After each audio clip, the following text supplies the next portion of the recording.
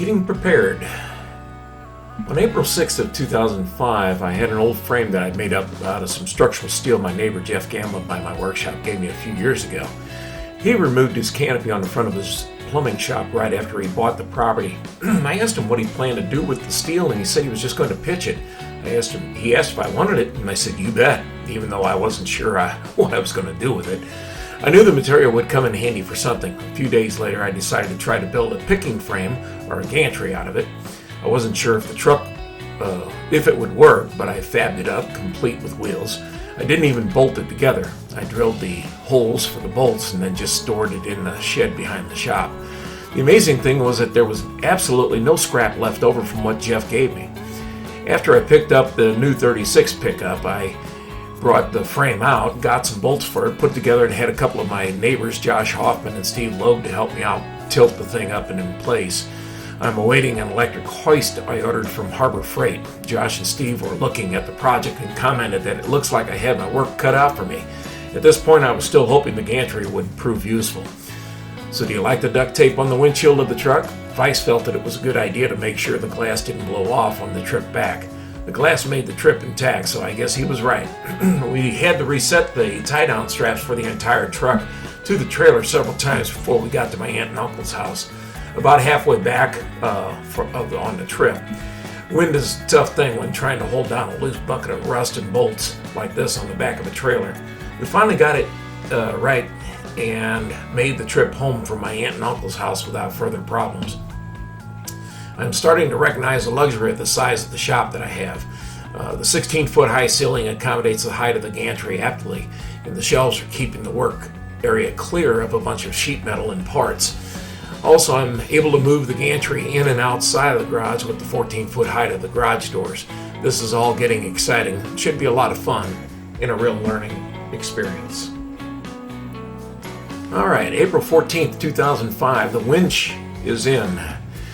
A couple of days missed. I was distracted with an oil change to my everyday driver. Work on the carburetor of the other 36, but I did get the winch in today.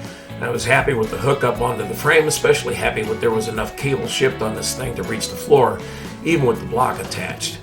The next night I had to make up a cart for my acetylene bottles and a caster to roll the cab around once I got it removed. I did straighten the bottom of the doors out. To the purists, please don't scream. I'm considering chopping the top of the truck.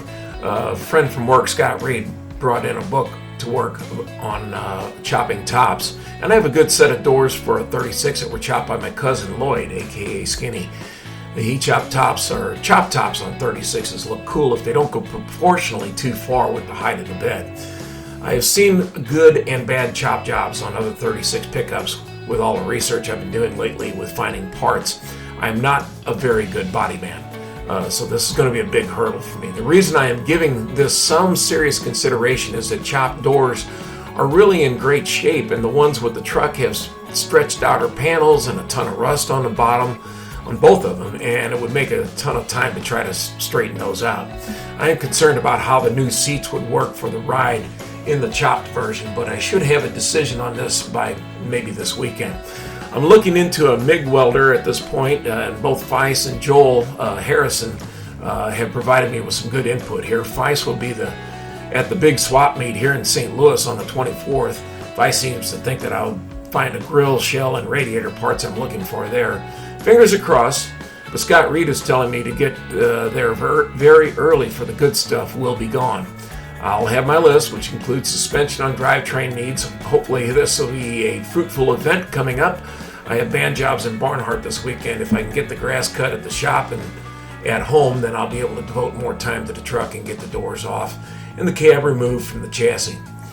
By April 19th of 2005, a few of my questions were answered regarding the viability of the gantry. I was able to pick the cab off the frame by myself, and the thing worked out great. I'm ecstatic with the way it worked out, and it looks like I might be one of my better moves in a while. All right, May 3rd of 2005, I got the welder. I picked up a MIG welder. Phew, hate to see that kind of money head out the door, but then again, I'm a cheap sucker. As my brother Bob Nicey puts it, he's frugal. Anyway, the bullet is bit, and I lucked out big time with a cheapie of a cart from Harbor Freight. My old Lincoln arc welder fit perfectly into the lower shelf. The screws that hold the thing together were a little shy of being able to hold things together all that well. It was a little rickety with all that weight on the cart. My first attempt at MIG welding was on the cart itself, and I quickly found out that I am as crappy at MIG as I am at an arc welder. I think my biggest problem with the picking up the frame of reference before striking the arc, I couldn't see where I was at until the fire lit up the area. Maybe one of the new battery-powered welding masks will help with this issue. At least that's what Tree is telling me. Our Tree's down in Tennessee with his 36 Ford pickup build. On 5/25 of 05, I picked up the solar powered automatic helmet, and Trees was right. I am already getting much better at my arc welding skills too. So we'll see how I do with this MIG on the smaller gauge stuff like sheet metal later on. Hey, thanks for putting up with the pictures that I've got at this point. I'm just trying to bring us up to speed. I hope to get to live video down at the shop as soon as possible, but I want to kind of document everything that I've had in kind of a pictorial website form that was aged. And I've been working on this truck for 20 years, so hopefully this will kick me in the butt to really kind of put the screws in this thing this year, and you guys can keep me motivated as well on the live side once I start getting live video going. Again, I know this stuff is boring, but we'll get there. Thanks, guys.